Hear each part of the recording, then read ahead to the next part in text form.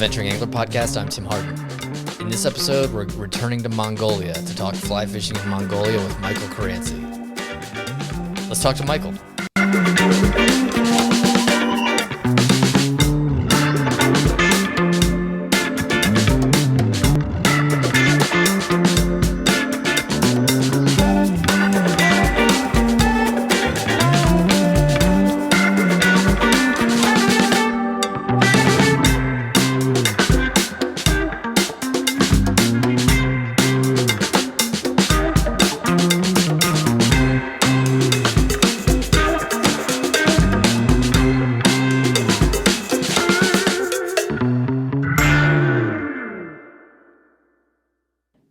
All right, we're here with Michael Caranci of Mongolia River Outfitters and Fish Mongolia. This is his second podcast with us. Michael, welcome to the Venturing Angler Podcast. Welcome back. Yeah, thanks. Always good to be here and chat about fishing and Mongolia and big adventures around the world. So I'm excited.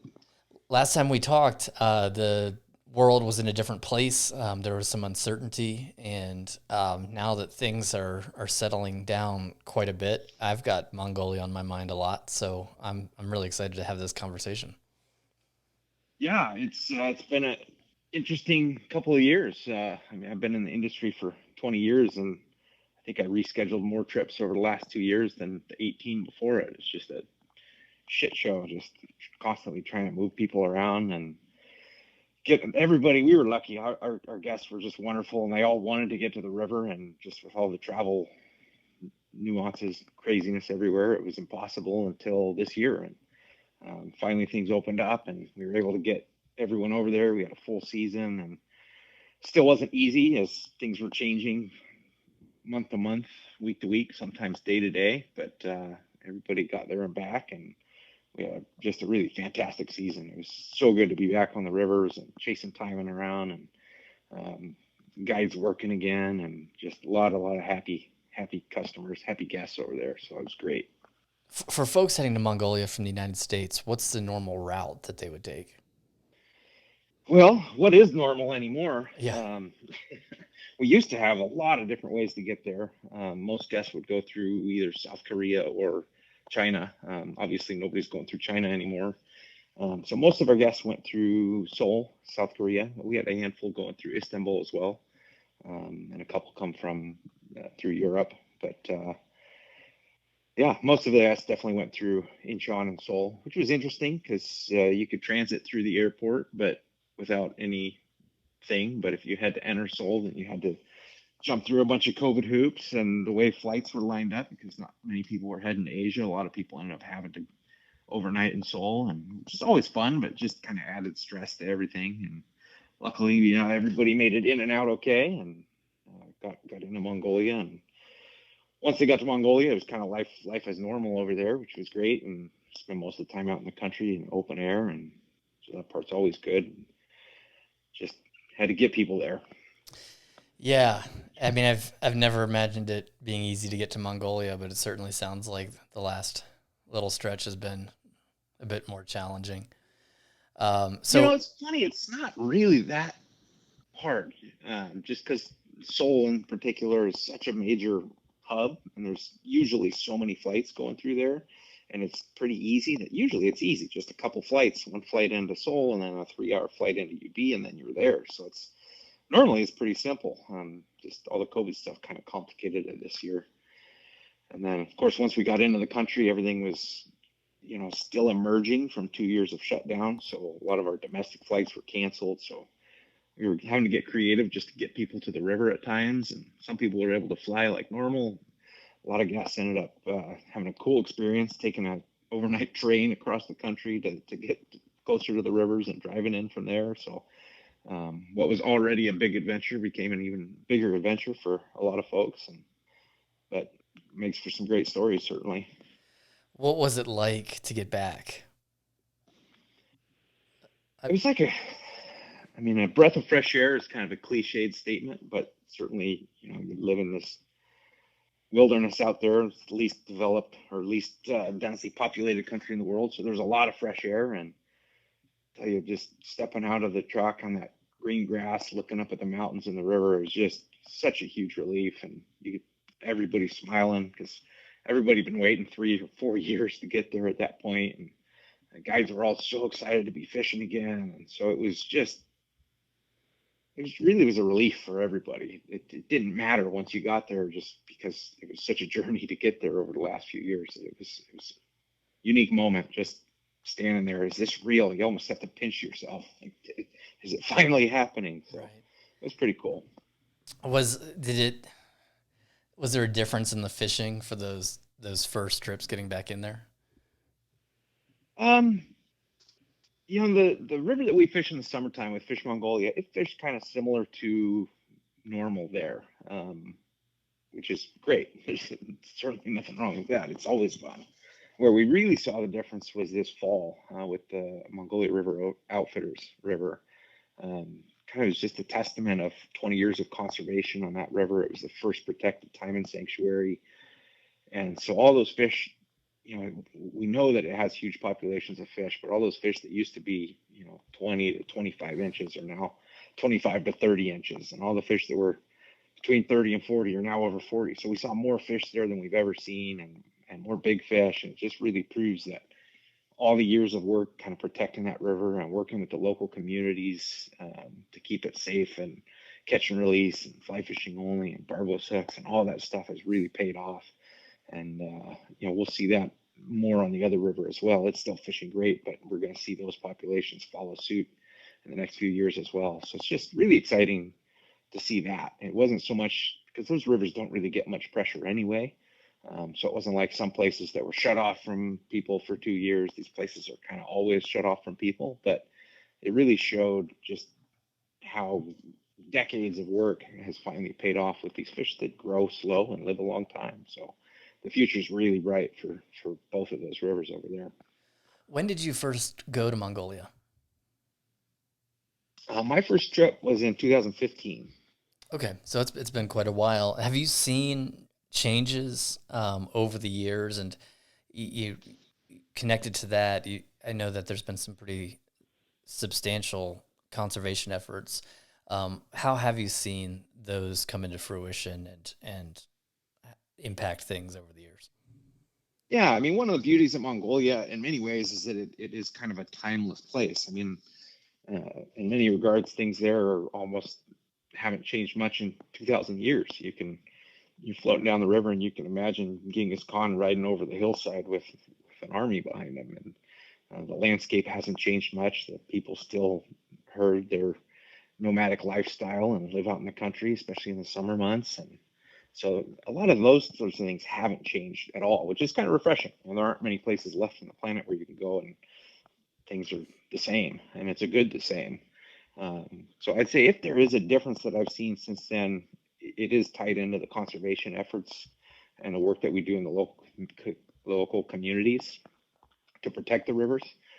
Poaching has always been kind of one of the biggest threats to taimen. You imagine, a 40, 45-inch fish, that fish is, 40 plus years old, most likely.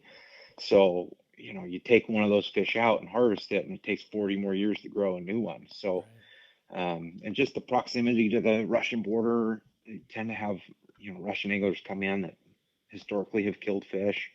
There's been unethical European groups that come in and harvest fish. And so a lot of the work that we've done over the years has just been in working with the communities to protect the rivers so the locals aren't harvesting fish, and that they're actually working to keep other outsiders from coming in and fishing illegally as well. And we actually bought motorcycles for the fishing rangers and gave them petrol this year. So I saw them out patrolling the river, and the comments from the guides that were there every day of the seasons, they saw fewer people on the river. So we never see a lot of people, but even two or three groups of Russians over there poaching can be bad, certainly for the long term fishing. And this year we really saw very few people over there, almost none. And if they did, the Rangers were on them real quick, kicking them out. So just that's definitely a plus. Seeing, we've always pretty much had the rivers to ourselves, and now it's even more so, which is great.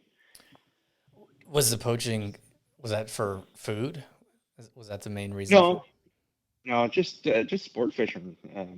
The Mongolians don't tend to eat a lot of fish. It's more of a meat-based diet. So you don't see a lot of that. We're starting to see a few Mongolians there fly fishing for trout, which is kind of cool to see. That's a change in the culture, and but you don't see a lot of people fishing for the taimen, and certainly not locals for harvest. It's usually outsiders coming in, sport fishing with treble hooks and spoons, and just a different mentality. Yeah. And then what do they do when they kill a fish when they harvest it? Is it do they like keep the skull or something? What's the point? Well, I mean, just I guess they eat them. I don't know, Yeah. It's just it's funny to depends. even I mean from historically speaking the way that part of our conversation went, it's like, well, why would you keep a fish? Yeah. It's become foreign. But yeah, I guess there can be a variety of reasons, and food might be one of them. Um, Yeah, well, Russians in particular, they love eating fish, and they love fishing, and so um, that was something that we saw in the past that we really don't see as much anymore, which we were concerned about this year because with everything going on in Ukraine and stuff, the Russian fishermen aren't traveling globally as much as they probably used to, so we were concerned that we'd see more of them this year coming across the border, and we actually didn't. So we saw less. So that was a positive, certainly from uh, years of effort. yeah, and so it's good to hear that such a pristine and relatively untouched area of the world remains so. I mean, it's exactly what you would want in Mongolia. Has with the conservation efforts, are you seeing? I guess it takes so long to see with a fish that grows so much over such a long period of time. It might be challenging to see the impacts of conservation efforts, but in a relatively short amount of time, I guess, when it comes to such a species, and there's other species there too. Are you able to see, notable changes to the fish and the fisheries with these conservation efforts? Yeah, I mean, we're really diligent with this anyway. We've tracked it for years. Every fish that we catch, we record, we measure its length and record, and we have all these data sheets going back years. And we're working really closely now with the Wild Salmon Center and Dr. Matt Sloat, and they're kind of collaborating and piling all this data together. And what it's really showing on both river systems is that we're seeing a gradual increase every year in both numbers and size of fish. So, like you said, it's a slow process because these fish do take a while to get big and to repopulate and things like that. But we're seeing consistent growth every year, both in populations and size. And it starts with the little fish. You have to have little ones to make big fish. And so as we see those population numbers increase every year, the sizes will coincide, and we're really starting to see that now. That's exciting to see, I'm sure. And especially if, with anglers coming through there to fish, you want to make sure that the impact is low and so forth.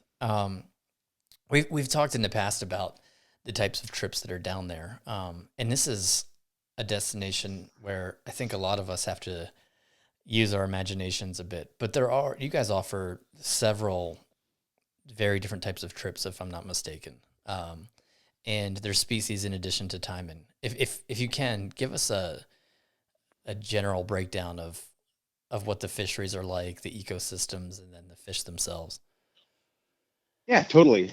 So we operate on two different river systems over there. Fish Mongolia operates in the western parts of Mongolia. It's a little higher elevation up in the mountains, and we run a couple different trips up there. One is our headwaters expedition, which is really unique in the world. As we take horses and camels and trek way up into the headwaters of this pristine mountain river, full of taimen, and kind of walk and wade fish for a few days, and then hop in the interesting inflatable drift boats and float down through the canyon for the last couple of days.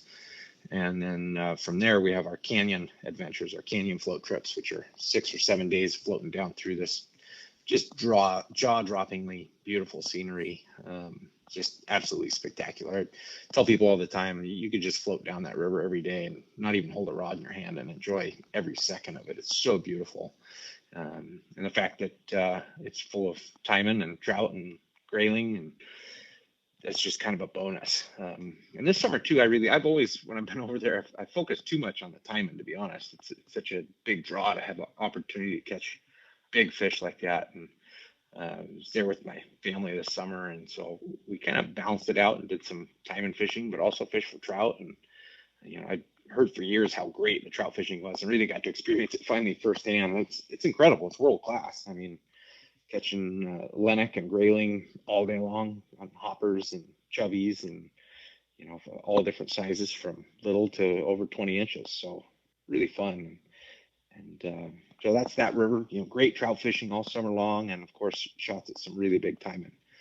We do tend to see slightly lower numbers of fish on that river, but a larger average size. And because of all the trout in that river, that's their main source of food. They're just really big. They have big heads and big shoulders, and they're heavy. So it's really exciting when you hook those fish. They're big and strong and mean. And then in the fall, we move over to the Mongolia River Outfitters operation, which fishes best in September and October.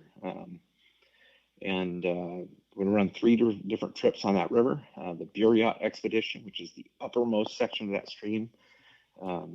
Smaller water up there. We just run 4 guests at a time, so it's a really intimate experience. Small groups just kind of floating down, fishing for taimen. There's some lennox up there. That little stretch of stream has some of the highest populations of amur trout that we've seen anywhere in Mongolia, and those tend to get quite large. I think the biggest one we landed this summer was 28, 29 inches, so they get really big. And then the middle section of that we call the upper river.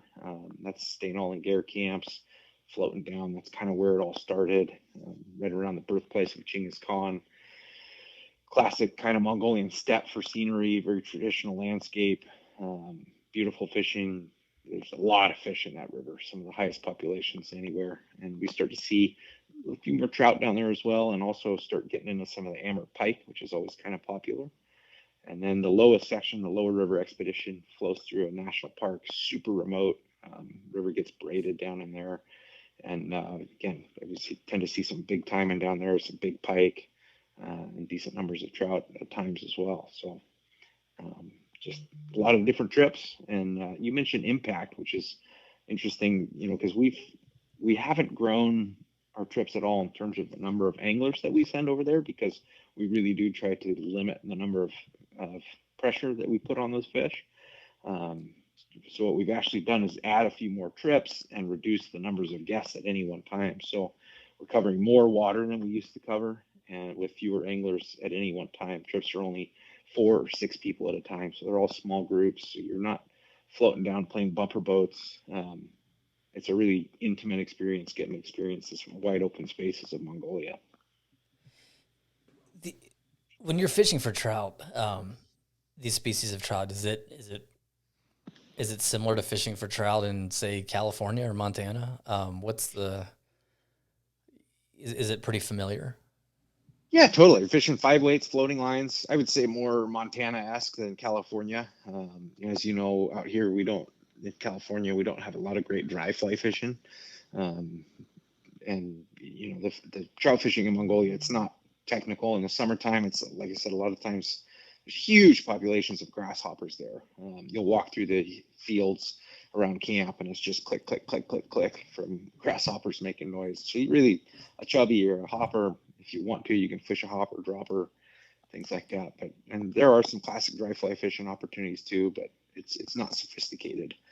As we get later into the fall with MRO trips, there's still some of that dry dropper fishing, but we tend to fish more small streamers, woolly buggers, things like that, just because it's starting to get a little cooler and there's not quite as many hatches. But again, more Montana-esque sort of fishing for sure. Yeah.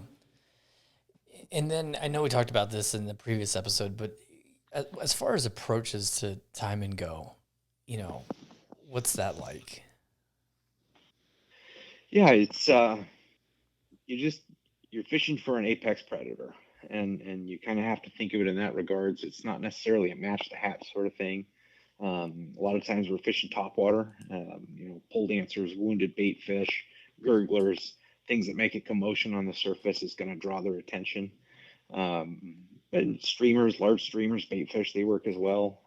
One of our guides, Zolbo, he ties up this muskrat fly. It's like 10 inches long, and it's a pain to cast, but it looks like a muskrat swimming across the river, and big fish will go crazy for it. So it and it's great. If people like tying flies, you can make up whatever you want and have fun out there. But it's for me, the fun really is whenever you get a chance to fish that topwater stuff, and the hit from a taimen is hard to replicate. They explode on the fly. They're trying to kill it. It's super exciting. And I mean, at times, several times this summer when I was over there, we watched fish, crashing, trout, pushing them up onto the bank, just exploding on the water off, chasing trout around.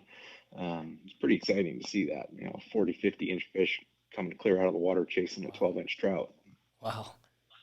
Yeah. And then when they're hooked, is it do you fight it like a trout except it's enormous? Is it hold on and run down the bank? What's that like? Every timing is different. I would say, the take is definitely the most exciting part. It's just the way they hit. It's unbelievable. And once they're hooked, everyone is different. I've had fish jump multiple times, run downstream, tear me into my backing. I've had fish that just act like a big brown trout, hunker down low and shake their head. And you got to really just put your time in to wear them down. So you kind of have to approach each one a little bit different. The one consistent thing is setting the hook. And I would say people miss so many time, and myself included, thinking of it like a trout.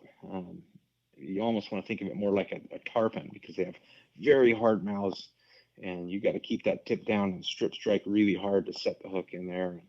If you don't, they're coming off. But luckily, when they come off, a lot of times they come back multiple times too. So they give you many shots Oh, sometimes. cool. The accommodations. I know you mentioned several different spots, but what are the accommodations like? Yeah, depending on the trip, most of our trips we stay in the traditional Mongolian gers. They're like yurts, but they came before the yurts. Just circular felt line dwellings. So they're super comfortable. There's a stove inside. The ladies come in and light the stove for you in the morning, so you wake up to cozy, warm ger with the fire crackling and coffee by your bedside. It's hard to beat that. It's really glamping. And then in some of our more remote areas where we can't drive in to set up the camps ahead of time, we use tent teepees.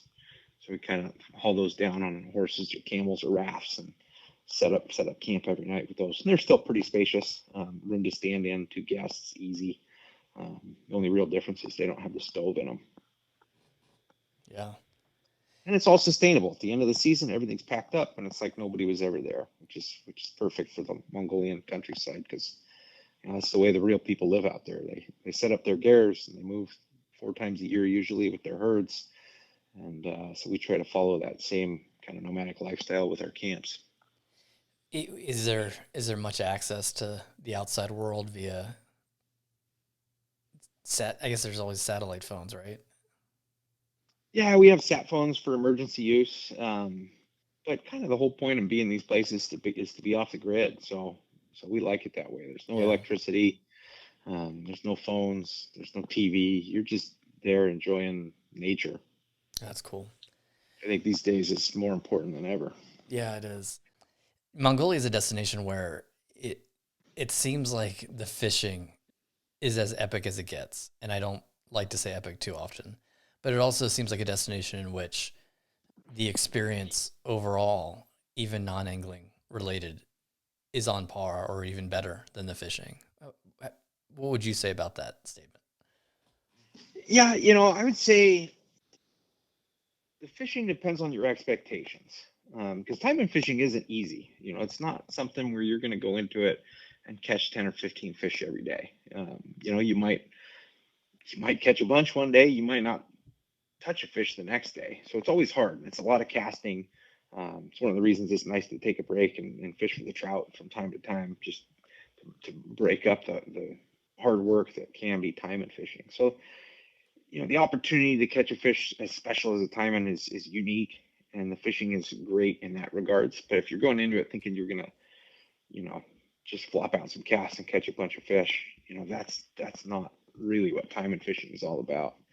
But the experience as a whole in Mongolia is unlike anywhere else. I mean, just the culture, the people, the place, the beauty, every aspect of these trips, other than the fishing, is just one of a kind. And so what we tend to see really is people come there for the fishing and they come back for everything else. Um, Obviously, you need the fishing and the uniqueness to it to drive everybody and to have that yearning to be there. But it's the connections you make with the people and the landscapes and all of that that really makes it life changing for some. Certainly for me, it was. Yeah. So, what type of experiences have you had that have been really impactful, and what memories might stand out the most over the years? Oh I know gosh, that's there's a so tough one. Yeah. many. For me, a lot of times it's just the randomness of the place. Um, I'll never forget just seeing a couple people ride into camp on horseback. Or you're out in the middle of nowhere, and all of a sudden, people drive up on a motorcycle and plug the muffler and walk it across the river and drive over the other side. Just stuff like that. Hearing wolves, in the middle of the night howling, and just the feeling that you get when you're there of unchanging, of timelessness.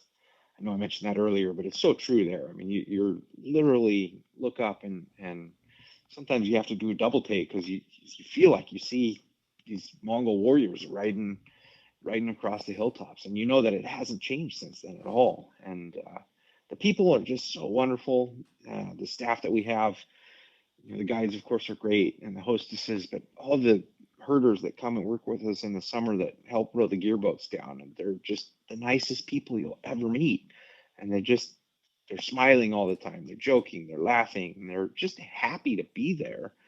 Um, which I think, in a lot of our world today, you don't see that joy as much as you should. And it's pervasive there. Everywhere you go, people are happy. And why wouldn't you be living in that sort of beautiful place? And so for me, that's really just all those memories of the people and the place.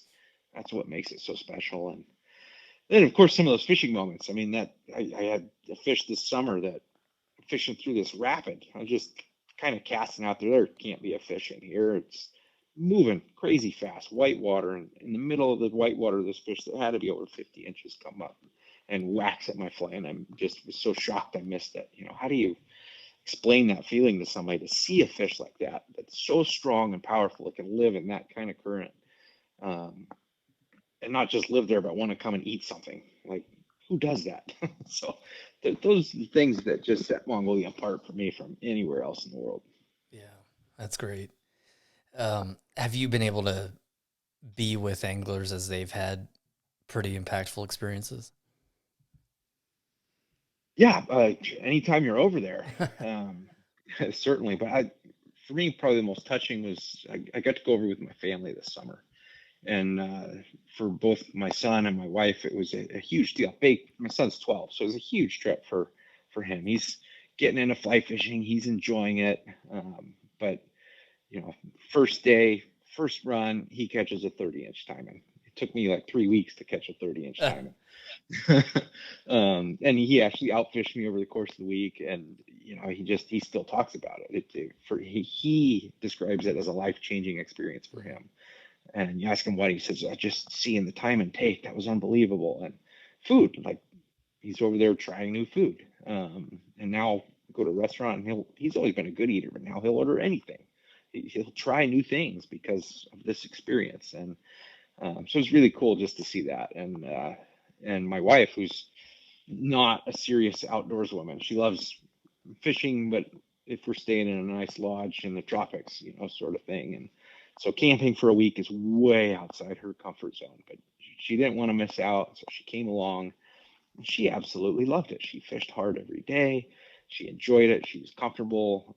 She's I would do this again any day. It was so comfortable. It was amazing. It was beautiful. So again, for her, now suddenly she's wanting to do more camping as long as it's, in a ger and the lady brings you coffee every morning. Right. um, but yeah, so a close friend that was with us this summer that he's known me since I was born, a good friend of my dad's, and he's traveled all over with me, and this he just sent us a Christmas card and there's pictures from our trip, and he was like, "This was the most amazing thing I've ever done in my life. I can't stop thinking about it every day." So it's that sort of place. It does that to people. Wow. I imagine you are going to go back again and again and again. What type of experiences um, bring you back, and what do you hope to have, or what do you hope to to experience again when you return? Yeah, I'd say the people for me is a big one. Just getting to see and meet and interact with the people, and learn more about the culture. That's huge.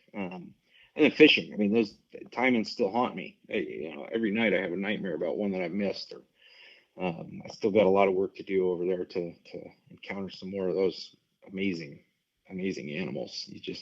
I can close my eyes and see that red tail swimming in the shallows. When you spot one, and it is a fish that stays with you for sure. It's like permit or steelhead. They haunt you for sure in a good way. On any given trip, how many encounters or shots at a time and might an angler have? I know That there's going to be a range yeah, there, but that's a tricky one for sure. I mean, we had I don't know, one group this year that as a group they landed close to 200 fish. oh, Um, and we had others weeks where a handful were landed. So it can vary so much based on conditions and what kind of mood the time are in. It's weird. One day you'll see fish, you'll see them, they'll come up behind your fly and look at it, but they won't eat it, or they'll just nip at the tail. And those days are tough. And then you'll have other days where you don't have to do anything, and they, practically jump in the boat to eat your fly while you're casting. It's just they're a moody, unpredictable fish. I would say much like tarpon. I've done a lot of tarpon fishing, and they can be like that too. The fish are always there in these rivers. You're always putting your fly in front of fish. It's just a question of what sort of mood they're in and how they're going to react, and what you do with it when they do. if an angler is going to go all in on timing, it's like, all right, you know, I'm I'm going to prepare for the next 6 months. What would you recommend for preparation, including gear, state of mind, skill development? How does one prepare to be on top of their game for a time and trip? That's a great question. I love it. Because so few people do. And I actually had a couple guests this summer that were really into that, and they went at the end of August, and I know that they spent 6 months preparing for this trip. He was casting every day with 8 weight, 9 weight rods with big flies just to get used to the casting, because it's a lot of casting. We fish long days there. You're fishing sometimes 8, 10, 12 hours a day, casting 8 weights with big flies. And so these guys really worked at it. They practiced, they used big flies, they were prepared, and they did well when they got over there. They hooked some of the biggest fish of the season, mostly just because they didn't get as tired. They were prepared for it. Um, and then tying for me is fun because you can tie all the time flies you want. It's not like tying a number 22 midge or something. They're big, they're gaudy, they're colorful. You can make stuff up. It doesn't have to imitate anything. So it's always a great way to get amped up for a trip. Just fill your box with some creative stuff, and when you get there, throw it out there. There's a good chance a fish will eat it. If I'm not mistaken, the canyon trips that you mentioned are these smaller timing than you'd experience elsewhere. No, no. That Oh, okay. we see some big fish on that stretch of river for sure. Actually, some of the biggest typically come out of that stretch of river. Oh, that's cool. What's the biggest timing you've, I guess, seen down there? I've seen every time I've been over there, I've seen and moved fish that were well over 50 inches. I haven't landed any that big yet, but I'm working my way up there. But they're in there. I see them. I've seen at least one or two every time I've been over there. So um, they're around for sure. If you're looking at a fish like that, what rod do you have? I know the water conditions and a variety of other factors are going to influence flies, but you know, what what what would generally be your rig um, on a salmonid that's that big? I'm a big fan of 8 or 9 weights still. I know there's some people that go over there fishing tens, and if you're really wanting to just target big fish and throw really big flies all week, and you can handle casting a 10 weight all week, go for it. But for most people, myself included, an 8 or 9 weight is just going to be better because it's a lot of casting for a week, and you are going to wear yourself out. So having a little bit lighter rod just to manage the casting. Is I think still the way to go, and it's still enough rod to fight and handle even a big fish. So, we're fishing heavy tackle for straight 40-pound leaders, and um, just using the rod to effectively to fight and land those fish quickly. You can do it with an 8 or 9 weight just fine. About how long would a fight on a big fish like that be if the water wasn't too intense? Yeah, it depends a lot on what the fish do. Like I said, everyone's different. You get one of those fish that runs and jumps a whole bunch, you can land them pretty quick, 10, 15 minutes.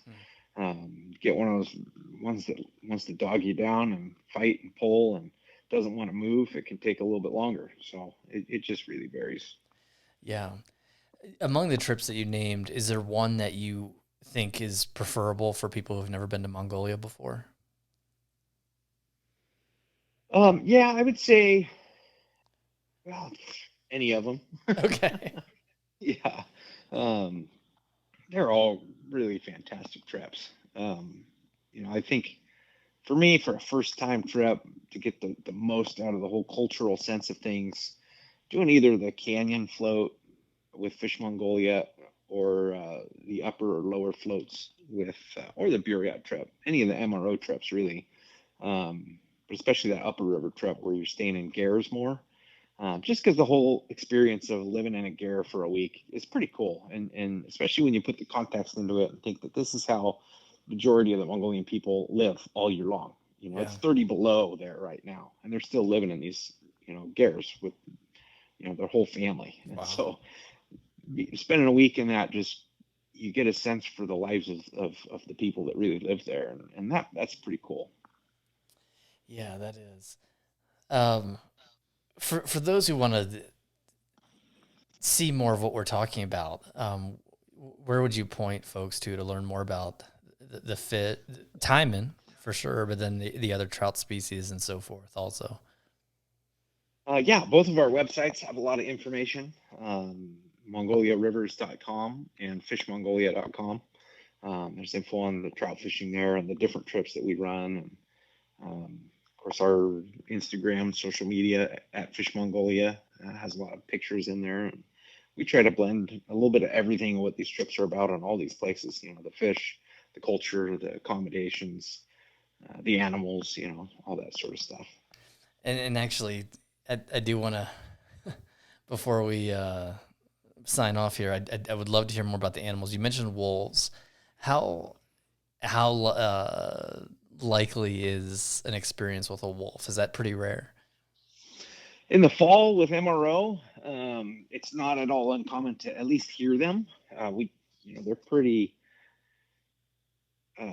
elusive creatures, so we don't see them very often. But you'll see their tracks along the side of the river. One time when I was over there, the lunch boat was like 20 minutes ahead of us. They pulled into the lunch spot, and there was wolves there on the gravel bar when they pulled in.